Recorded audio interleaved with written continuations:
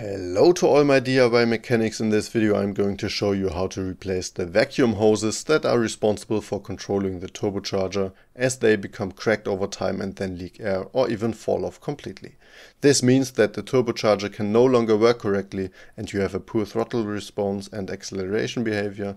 There can be unpleasant jerking after accelerating, and fuel consumption and component wear also increases. The vacuum hoses can be replaced relatively quickly and are inexpensive, so this is definitely a pair that every Saab owner should perform sometime. On both my Saabs at least one hose was completely ripped off and the others were quite cracked, so it was definitely about time.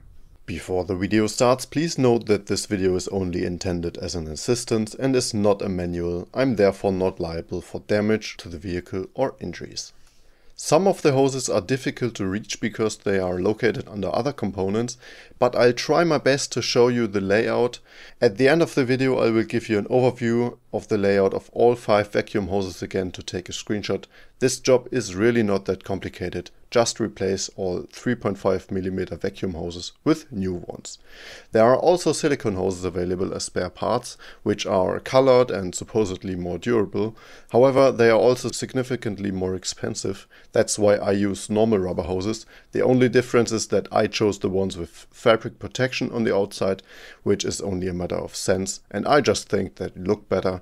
The only disadvantage of the fabric ones, you can't see if these hoses become cracked again, but that won't happen in the next few years, and then, given the cost of the parts, you can simply replace them again as a precaution. So let's get started. Here you can already see the first rip of hose. Let's pull it off the throttle valve and lever off the rest with a flathead screwdriver from the boost pressure control valve.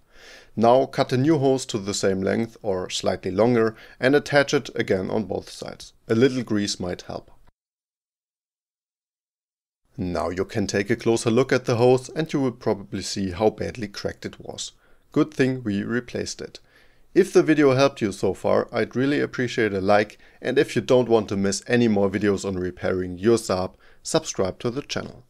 Next, we replace the short hose from here to the fuel regulator. Same procedure, pull off the old hose, cut a new one to the same length and install it. Of course we will also replace the upper hose from the header, which goes to a T-connector and then to the boost pressure control valve. It's quite difficult to get to the control valve from the rear, so it helps to pull this plastic cover upwards, loosen the 2 nuts on the holder and then push the holder upwards a little. The control valve is screwed on there and is also slightly lifted. This hose can then also be replaced more easily.